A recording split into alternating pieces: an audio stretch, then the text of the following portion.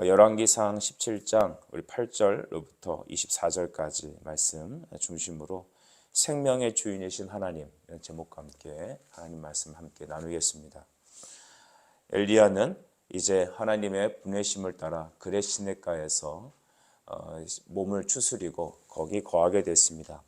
시냇물을 마시고 또 까마귀가 가져다 주는 떡과 고기를 먹으면서 버티고 있었습니다. 그러나 뭐든지 다 이 땅에 있는 것은 유한하기에 특별히 또 가뭄이었기 때문에 그 시냇가는 금세 마를 수밖에 없었죠. 이제 어떻게 해야 될까요? 엘리야는 하나님의 명령을 기다립니다. 하나님은 그에게 말씀하시기를 사르밧 과부에게 가라. 시돈이라는 곳에 있는 이 사르밧에 있는 과부에게 가라라고 하였습니다. 어느 과부 이름도 밝혀주지 않고 하나님께서는 그곳에 가면 과부가 있는데 내가 그것을 명령하여서 그곳에 거할 수 있게 하였다. 이렇게 하나님 말씀하셨죠. 아브라함을 보내시는 하나님의 방법과 오늘 엘리야를 보내시는 하나님의 방법은 매우 흡사합니다. 어디로 가서 누구에게 정확한 이 지표를 알려주지 않고 어느 곳으로 가라라고만 말씀을 따라 가라라고 말씀만 하십니다. 우리가 이 땅에 살아갈 때 오늘 이러한 부르심이 있는 것 우리가 깨달아야 될 줄 믿습니다. 주님, 내일은 뭐 해야 될까요? 그 다음에 뭐 해야 될까요? 우리의 걱정은 미리 사서 고생입니다. 이렇게 안 되면 어떡할까? 과연 뭘 어떻게 해야 될까? 우리는 그래서 플랜 A, 플랜 B를 세워놓고 착착 자기 계획에 맞게끔 해야 될 것 같지만 하나님은 말씀만 붙잡고 걸어가는 사람을 요청하십니다. 사람도 성향이 참 여러 가지죠. 계획을 세워놓고 뭘 하는 사람이 있고 또 즉흥적으로 뭘 이렇게 해내는 사람도 있습니다. 그러나 대부분 사람들은 인생을 살면서 불안한 내일을 살면서 어떤 확실한 그리고 무엇을 해야 되는 이 육하 원칙에 따라서 일을 해내야 된다는 생각에 사로잡혀 있습니다. 여러분은 어떠십니까? 그것이 맞지 않을 때 우리는 불안해하고 근심하고 염려하고 때로 속상하고 신경질까지 납니다. 그러나 하나님의 사람, 하나님의 인생의 사람들은 하나님의 말씀만 쭉 붙잡고 쫓아가는 것입니다. 여러분의 성향이 어떠든지 그것은 중요하지 않죠. 하나님이 계심을 믿고 그에게 나가는 자에게 상 주시는 이심을 믿는다면 오늘 그의 말씀만 쫓아 한 걸음 한 걸음 우리 앞길을 인도하시는 주님을 향하여 전진하고 사역하며 우리의 최선을 주께 드리는 지혜로운 우리가 되길 바랍니다. 그곳에 갔을 때 여러분 어떤 일이 있었습니까? 9절에 보니까 너는 일어나 시돈에 속한 사르밧으로 가서 거기 머물라. 내가 그곳 과부에게 명령하여 내게 음식을 주게 하였느니라. 누구인지 모르지만 사르밧에 시돈에 있는 사르밧에 과부가 하나였을까요? 그러진 않았을 겁니다. 그런데 그 어떤 과부에게 가면 내가 그 명령한 과부가 있다는 것입니다. 그래서 그가 너에게 음식을 주게 될 것이다. 이와 같이 황당한 말이 없습니다. 그러나 하나님 말씀을 믿고 선지자는 나아가죠. 그리고 나서 가봤더니 과연 그곳에 어떤 한 과부가 나뭇가지를 줍고 있는 것을 보았습니다. 저 과부가 과연 하나님이 말씀하신 그 과부일까? 여러분 우리는 궁금하죠? 그래서 그는 말합니다. 여보시오, 내게 물을 조금 가져다 마시게 하십시오. 그렇게 말했던 것이죠. 이 엘리야의 청함에 그가 순종하고 받아들였다면 그녀가 바로 하나님이 말한 그 과부일 것입니다. 만약에 듣지 않고 거부하고 자기의 길을 계속 갔다면 그는 하나님이 말씀하신 그 과부는 아닐 것입니다. 여기에 우리 굉장히 중요한 팁이 있죠. 레슨이 있습니다. 하나님께서 명령하신 하나님의 말씀을 받아 순종할 수 있는 그 사람이 누구인지 우리는 알 수 없습니다. 내일 일을 무엇인지 우리가 무슨 일을 만날지 우리는 하루아침도 알지 못하는 그날 하루도 모르는 그런 사람들입니다. 그러나 중요한 것은 우리는 말씀을 믿고 의지하고 따라가는 이 영적 진리 하나만 있습니다. 그러므로 여러분이 만나는 오늘 여러분의 지인들과 또한 내가 만나는 우리 가족들과 그 수많은 사람들에게 하나님이 택하신 그 과부인지를 물어보십시오. 그 방법은 그에게 하나님 말씀을 건네는 것입니다. 그래서 그가 그 말씀에 순종하고 따라올 때 그가 하나님이 택하신 과부였던 겁니다.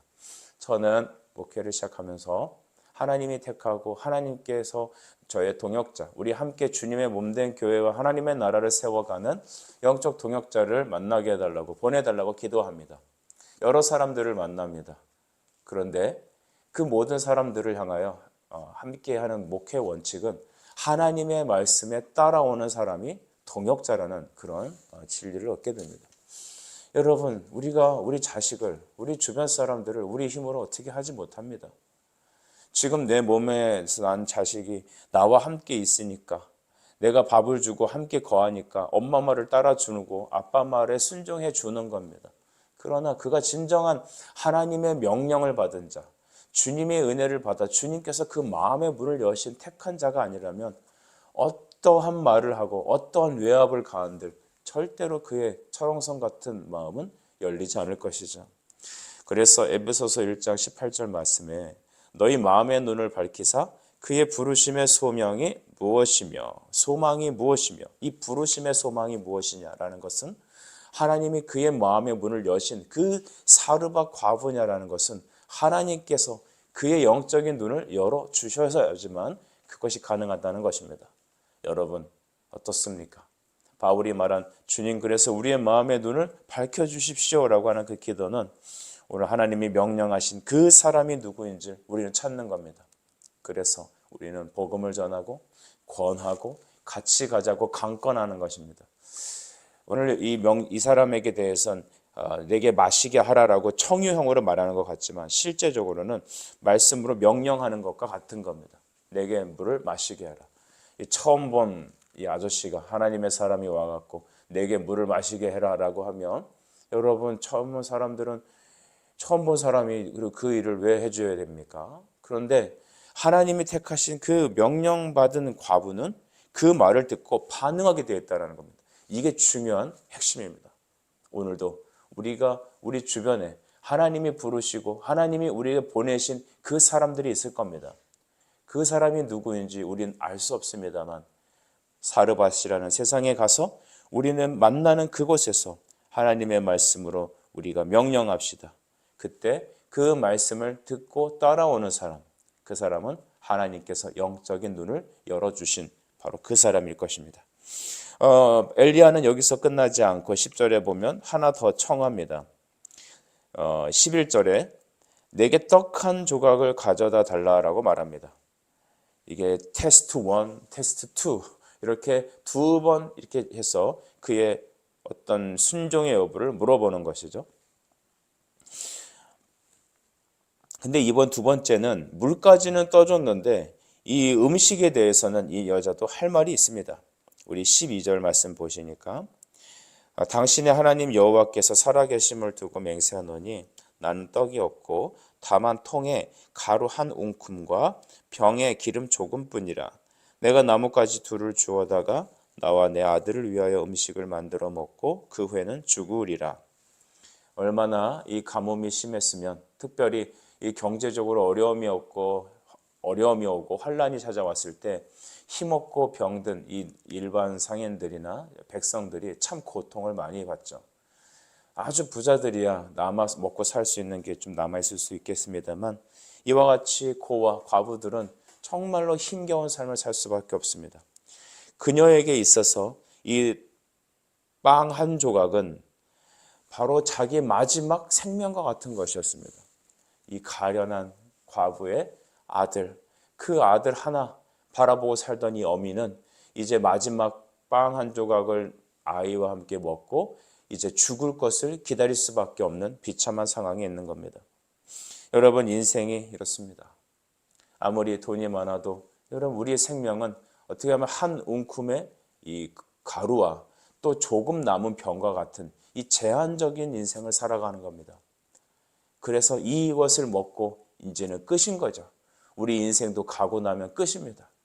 이와 같이 얼마 남지 않은 가루와 병을 갖고 있는 그 가련한 과부, 여러분 이렇게 비참한 인생이 우리의 인생과 매우 같습니다. 그래서 자기의 삶이 이렇습니다 라고 그녀는 자기의 상황을 이 선지자에게 말합니다. 얼마나 가련합니까? 이때쯤이면 여러분 우리 주변에 있는 세상 사람들은 이 인간미를 발휘하죠. 불쌍하다, 비참하다. 저 선지자 제정신이냐? 간의 벼룩을 꺼내 먹어라. 어떻게 저런 일을 행하냐? 하나님은 무심하시다. 어떻게 인륜도 없다. 막 이렇게 수많은 댓글 부대가 하나님을 또 교회를 선지자를 비난할 것입니다. 근데 엘리야는 다른 시각을 하나님의 명령을 갖고 그녀에게 말하고 있죠.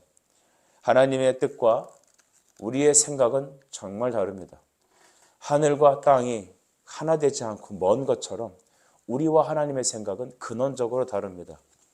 13절에 보니까 엘리야는 그에게 말했습니다. 두려워하지 말고 가서 내 말대로 하려니와 먼저 그것으로 나를 위하여 작은 떡 한 개를 만들어 내게로 가져오고 그 후에 너와 내 아들을 위하여 만들라. 엘리야는 정말로 세상적인 방법이 아니라 다른 것을 제시하는데 너 먹지 말고 나에게 먼저 대하라. 여기서 선지자를 대접하라고 하는 것은 바로 하나님께 드리라라고 하는 말입니다. 이 얘기는 여러분 우리 현대인들이 들었을 때는 굉장히 이해하기가 어려운 것입니다. 하나님께 드리라고?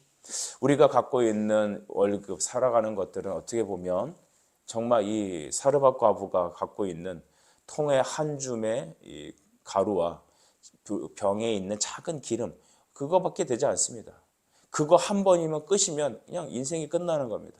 그런데 하나님은 우리에게 자꾸 우리가 할 수 없는 그것을 요구하는 것 같습니다. 하나님은 우리에게 요구하시는 게 있습니다. 말씀을 통해서, 율법을 통해서 요구하는 게 있습니다. 하나님이 우리에게 요구하는 것은 우리가 생각했을 때는 가당치도 않는 겁니다. 우리의 힘으로 가다할 수도 없습니다. 지금 요거밖에 안 남았는데 하나님은 자꾸 그걸 요구한단 말입니다. 근데 여러분, 하나님이 그걸 요구하는 것은 여러분의 돈을 갈취하고 여러분의 재산을 가져가고 여러분의 기회를 빼앗아 가려는 게 아닙니다. 우리는 우리가 갖고 있는 그것만 갖고 안달을 떨고 있으니까 그것밖에 안 보이는 것이죠.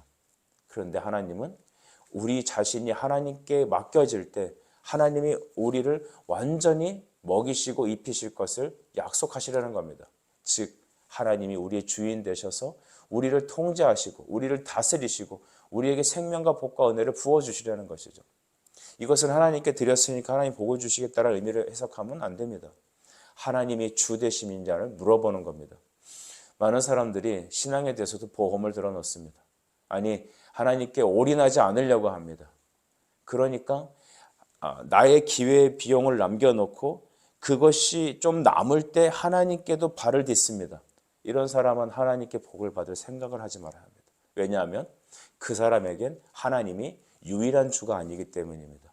하나님은 우리에게 요구하는 것은 너의 마음을, 힘을, 목숨을, 뜻을 다해 너의 하나님 여호와를 온전히 사랑할 것을 말합니다. 세상도 사랑하고 이것도 사랑하고 많은 내가 좋아하는 것, 그 중에 하나님도 바라보고 라는 신앙은 결코 신앙이 아닙니다. 그것은 우상숭배와 같습니다. 왜냐? 하나님과 같이 동등하게 사랑하는 것들이 여러 가지이기 때문이죠. 하나님은 유일하신 하나님이냐는 것을 묻고 있는 겁니다. 사르밧 과부야, 너 힘들지? 너 이것밖에 없지? 너의 마음 가련하지? 너의 인생이 보니까 시간은 다 지나가서 너의 생은 이제는 얼마 남지 않은 것 같지? 건강도 예전 같지 않지? 물질도 예전 같지 않지? 이제 이것밖에 안 남았지? 너 그런데 그거 나한테 다오. 내가 너의 인생을 개런티하겠다. 내가 너를 끝까지 붙잡고 가겠다. 너 그렇게 할 수 있니? 그런데 미련한 우리는 우리 것을 확 붙잡고 안 돼요 하나님, 저 이것밖에 안 남았습니다. 이렇게까지 하셔야 됩니까? 라고 우리 생각으로 우리 갖고 있는 현실을 보고 우리라고 내 안에 있는 그 틀 안에서 벗어나지를 못합니다. 하나님이 그걸 깨트리시는 겁니다. 나는 너의 주다. 만왕의 왕이다. 만주의 주다. 너의 생명의 하나님이다. 나는 여호와다. 하나님은 엘리야를 통해서 그녀에게 말하고 계시는 겁니다. 떡 한 개를 만들어 네가 할 수 있는 그 전부를 바쳐라. 네 생명과 같은 자식에게 입에 넣어줘야 그것도 아니다. 하나님이 먼저다. 우리는 자식이 좀 아프고 힘들고 맘 상하고 어떻게 될까 봐 전전긍긍하며 벌벌벌 떱니다. 자식이 우상입니다. 하나님 그거 아닙니다. 내가 먼저라는 것입니다. 하나님이 내가 먼저다. 우리가 자식보다 내 남편보다 내 자신보다 하나님이 먼저가 됐을 때 하나님은 어떤 일을 행하시는지 오늘 이 여인을 통해 보여주시길 원하는 겁니다. 14절 말씀 보니까 이스라엘 하나님 여호와의 말씀이 나 여호와가 비를 지면에 내리는 날까지 그 통의 가루가 떨어지지 아니하고 그 병의 기름이 없어지지 아니하리라 하셨느니라. 아멘. 하나님이 이렇게 말씀하셨대요. 앞으로 수년 동안 이 땅에 지면에는 비도 내리지 않고 이슬도 없을 건데 그 통의 가루가 그동안 떨어지지 않을 것이다. 우리 인생을 놓고 봤을 때 너의 인생은 흉년 맞은 인생 같을 거야. 우리 인생은 여러분 정말 하나님께서 다시 오시는 그날까지 수많은 눈물과 어려움과 이 근심의 세월이 쭉 펼쳐져 있을 거야. 그런데 내가 너와 함께함으로 너의 통의 가루에 곡식가루가 떨어지지 않을 것이고 기름병에 기름이 떨어지지 않을 것이다. 이것이 하나님의 방법이었습니다. 좀 이런 생각도 해봐요. 하나님께서 하늘에서 뭐 돈자루를 쏟아 부으시든가 아니면 막 NGO 구호 물품이 막 쏟아져 갖고 집안 곳간과 방 안에 그냥 가득히 쌓아놓으면 눈에 그게 보이니까 그걸 갖다 먹고 그거 돈을 갖다 팔아서 뭔가 할 수 있고 그렇게 하시면 되잖아요. 그게 우리 생각이에요. 그러니까 맨날 기독교인들이 뭘 생각하냐 하면 하나님께서 돈을 다 벼락같이 쏟아주셔서 어떤 방법인지 모르지만 내 생각대로 자꾸 막 상상의 나라를 펼치죠. 그러니까 기도하고 로또를 긁고 하나님의 역사가 오늘 이 로또를 통해 이루어 주옵소서. 물론 제가 너무 로또 얘기를 많이 해서 성도들이 어떻게 생각하는지 모르시겠지만 여러분 우리 마음이 그런 거 아닙니까? 우리 생각 안에 내 눈에 보이는 곡식, 내 눈에 보이는 돈이 있어 하나님께서 이 방법으로 쌓아주셔야지만 된다라는 생각 갖고 있습니다. 그러니까 그걸 구하는 겁니다. 하지만 여러분 하나님의 방법은 무엇이냐면 우리가 갖고 있는 그 곡식가루 통 그리고 그 기름병 거기다가 끊이지 않는 채우심을 부으시겠다는 겁니다. 결국 여러분 우리가 갖고 있는 그 그릇들은 끊어지지 않는 하나님의 샘을 경험하는 겁니다. 아마 이 여인은 그 가뭄이 떠나는 그날까지 매일매일 하나님의 은혜를 하나님의 부으심을 체험했을 겁니다. 하나님이 이런 분이시구나. 하나님 어떤 분이십니까? 많은 생명의 원천이십니다. 모든 복의 복이십니다. 그는 우리의 모든 것입니다. 그러므로 하나님은 이 방법으로 만유의 원천의 방법으로 자신이 생명에 주시고 하나님께서 그에게 생명을 공급하시는 분이시라는 것을 매일매일 밥을 먹을 때마다 느끼는 것이죠. 오늘 요한복음 7장 38절에도 우리가 이것을 깨닫게 하는 귀한 구절 말씀이 있죠. 나를 믿는 자는 성경의 이름과 같이 그 배에서 생수의 강이 흘러나오리라 하시니. 아멘. 나를 믿으면 너의 배에서 생수의 강이 흘러넘치리라. 여러분 우리가 우리 안에 있는 믿음의 잔을 하나님께 높이 듭시다. 우리가 갖고 있는 기름병과 곡식가루통을 하나님 앞에 맡기고 기도합시다. 주님 부으십시오. 물질에 여러분 이 곡식통과 기름은 바로 11조가 될 것입니다. 단적으로 얘기하면 여러분 드림에 있습니다. 또한 시간에 있어서는 주일 성수가 그런 것일 겁니다. 우리가 세상에 한 발, 하나님 눈치 한 발 이렇게 보면서 도대체 우리 신앙이 온전히 자라지 못할 거예요. 하나님께 온전히 순종함, 하나님의 나의 주인, 하나님의 먼저라는 그 믿음의 순종이 있을 때 하나님께서는 우리가 갖고 있는 그것을 통하여 부으시고 역사하실 겁니다. 이후에 여러분 하나님께서 16절의 말씀처럼 엘리야를 통하여 하신 말씀같이 통에 가루가 떨어지지 아니하고 병의 기름이 없어지지 아니하였다라고 합니다. 그리스도는 생명의 주이시며 만유의 원천이십니다. 이 일 후에 어떤 일이 일어났느냐 17절에 보니까 갑자기 이 여인의 집에 큰 문제가 생겼습니다. 17절 같이 한번 읽어봅시다. 시작. 이 일 후에 그 집 주인 되는 여인의 아들이 병들어 증세가 심히 위중하다가 숨이 끊어진지라. 아멘. 아들이 갑자기 병들어 증세가 심히 위중하다가 숨이 끊어졌다고 합니다. 이 사르밧 과부에게 있어서 유일한 여러분 삶의 희망이고 목적이고 그 대상은 이 아들이었을 겁니다. 근데 그 아들이 이유할 수 없는 병에 걸려서 증세가 점점점 심하다가 갑자기 숨이 끊어져 버린 겁니다. 하나님은 그가 마치 숨이 끊어질 때가 기다리는 것처럼 또한 이 병을 허용된 작정 안에서 허락하셨습니다. 하나님이 일부러 죽였다기보다는 무슨 원인인지 모르지만 이 아들은 병들어 점점점 위중하다가 숨이 끊어집니다.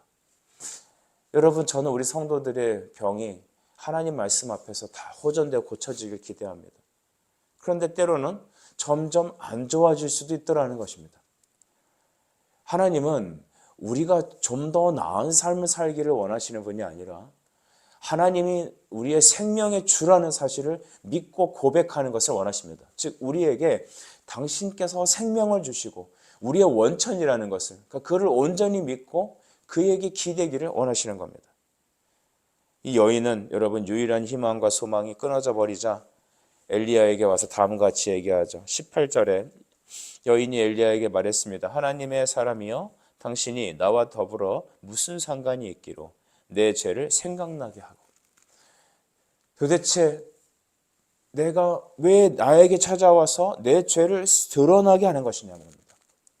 엘리야 때문에 자기가 죄인이라는 것을 깨닫게 된 것이죠. 그는 하나님 그 선지자를 원망하고 있습니다. 내 아들이 죽게 하려고 내게 오셨나요? 선지자를 원망하고 하는 것 같지만 실제적으로는 영적인 탄식을 하는 겁니다. 내 아들이 죽은 거는 내 죄가 드러나서 죽었다는 겁니다. 하나님 앞에 우리가 정말 죽을 수밖에 없는 죽었던 죄인이라는 내 자신의 이 절망이 드러날 때 우리는 하나님을 붙잡게 됩니다. 이 등 따뜻하고 배부르면 좀처럼 우리가 예수님을 믿을 수가 없어요. 우리 자녀들도 신앙이 뜨뜻미지한 것은 보면 부모가 다 해주잖아요. 또 부모도 자신의 어려운 삶을 살았던 걸 경험해서 우리 자식들에게만큼은 그 내 어려움을 경험해주고 싶지 않은 그런 그 보상 심리 같은 게 혹시 있지 않나 싶습니다. 어쨌든 우리는 그런 것이 있습니다. 근데 하나님께서 그걸 깨뜨리십니다. 우리에게. 우리 자식은 바로 그 사르밧 과부가 당하는 그 영적인 고통을 겪어야 합니다. 내가 죄인이라는 그 사실을 처절하게 깨달아야 합니다. 내 죄가 드러나서 내 안에 있는 가장 소중한 내가 깨어짐을 경험해야 합니다. 그 후에 우리는 회심할 수 있습니다. 율법의 용례를 보면 내가 죄인인 것을 드러나게 하신다는 거죠. 첫 번째 용례가 그겁니다. 내가 죄인인 것이 드러나는, 하나님 앞에 내가 죄인이라는 것을, 내가 죽게 된 존재라는 것을, 내 자아가 하나님 앞에 깨지는 것을, 그걸 경험하는 겁니다. 선지자여, 왜 당신 나에게 오셔서 나로 하여금 내 죄가 드러나게 하여서 이 죄 때문에 내 아들이 죽게 됨을 경험하십니까? 자기의 죄에 대한 탄식이, 한탄이 끊임없이 뿜어져 나오는 겁니다. 이런 탄식이 없이는 우리는 자기 정신으로 하나님을 만날 기회가 없습니다. 인간의 죄는 너무나도 여러분 중병입니다. 고쳐지지 않습니다. 인간의 그 타락한 심령은 좀처럼 깨어지지 않습니다. 사람 변하지 않죠. 그러나 변하는 때는 언제냐? 죽을 때 변합니다. 고린도후서 4장 4절에 보면 이 세상의 어둠의 신이 바로 우리의 눈을 멀게 하여 하나님을 온전히 바라보지 못하게 한다고 했습니다. 여러분, 우리의 눈을 멀게 한답니다. 그러니까 좀처럼 우리의 강팍함은 깨어지지 않는 겁니다. 아무리 설교해도, 아무리 복음을 가르쳐도, 아무리 여러분 그를 위해서 사랑한다 말하고 신방하고 애쓰고 기도한들 이 타락한 심령에 딱딱해버린 굳어버린 마음은 깨어지지 않습니다. 그러나 죄가 드러나 죽음에 대한 이 탄식이 올 때, 그 애통하는 탄식과 하나님을 향한 애통하는 그 마음이 일어날 때, 그때야말로 천부여 의지없어서 제가 손들고 옵니다. 그렇게 하나님 앞에 나가는 것입니다. 여러분, 오늘 우리에게 이 하나님의 애통함이 있길 바랍니다. 애통하는 자는 복이 있나니 저희가 위로를 받을 것입니다. 결국 선지자는 그 아이를 데리고 다락에 들어갔습니다. 그리고 21절에 몸을 3번 펴서 엎드리고 하나님께 부르짖어 말했습니다. 이 아이를 살려주십시오. 나사로를 향하여 주님께서 간절히 기도하셔서 그 문을 열고 나사로가 살아났던 것처럼 엘리야는 그 아이의 몸 위에 3번 펴서 엎드리고 부르짖어 하나님께 기도했습니다. 그 후에 22절 아이의 혼이 몸으로 돌아오고 살아난지라. 아멘. 여러분, 아이는 살아났습니다. 이때 엘리야는 그의 몸을 그 아이에게 맞추어서 3번이나 맞추어서 그 몸을 그 아이의 시신에 닿게 했던 겁니다. 엘리야의 몸은 이 아이를 살리는데 활용이 되었습니다. 우리 주 예수 그리스도의 이 성육신, 육신은 바로 우리를 살리는 바로 그 몸이 된 것입니다. 주님께서 우리를 살리시는 방법은 우리와 같은 사람이 되셔서 이 땅에 오셔서 우리와 동일 형질로 오시되 죄는 없으신 그분께서 이 머지않아 우리도 다시 거두어가신 천국에는 그의 육신이시며 하나님이신 그분이 우리를 데리러 오신다는 겁니다. 그리스도의 육신이 없이는 우리의 육신은 살아날 수 없습니다. 바로 이 예수님께서 우리를 그 방법으로 구원하시기 위해서 어쩌면 엘리야에게 그의 몸으로 아이의 몸을 이렇게 펴서 엎드리게 하여 그를 살려내신 것입니다. 엘리야는 하나님 앞에 기도했고 그 기도가 들어 응답되었습니다. 24절에 당신은 하나님의 사람이요 당신의 입에 있는 여호와의 말씀이 진실한 줄 아노라 하니라. 이 여자는 부활신앙의 주인공이 되었습니다. 사르밧 과부, 이 시돈이라는 것은 여러분 이방이며 복음이 이스라엘 백성들에게는 하나님 나라 자녀가 될 수 없는 그런 부정한 곳이라고 생각합니다. 그러나 하나님은 그곳에 선지자를 보내셔서 부정한 여인을 하나님 나라의 백성으로 삼으셨고 이 여인에게 하나님께서 만유의 근원이시라는 것, 모든 생명의 근원이시라는 것을 알려주시기 위하여 바로 그녀에 있는 가루통과 또 기름병에 역사하셔서 끊임없이 하나님이 공급하시는 하나님이시며 원천이시라는 사실을 깨닫게 하시고 이후에 그의 아들을 살리시면서 바로 생명의 주, 온전한 하나님의 부활신앙의 신자가 되었습니다. 여러분, 이 신앙의 은혜가 오늘 이 믿음의 역사가 우리 자식들에게 임하길 기도합시다. 우리 교회 위에 임하길 기도합시다.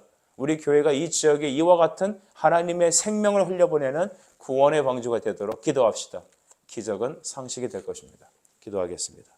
하나님 아버지, 이 아침에도 우리로 하여금 기도하게 하시며 주의 말씀을 아멘하게 하시니 감사합니다. 주의 말씀대로 되길 원합니다.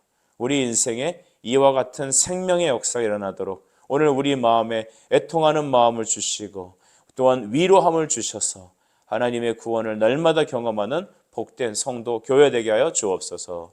예수님의 이름으로 기도드립니다. 아멘.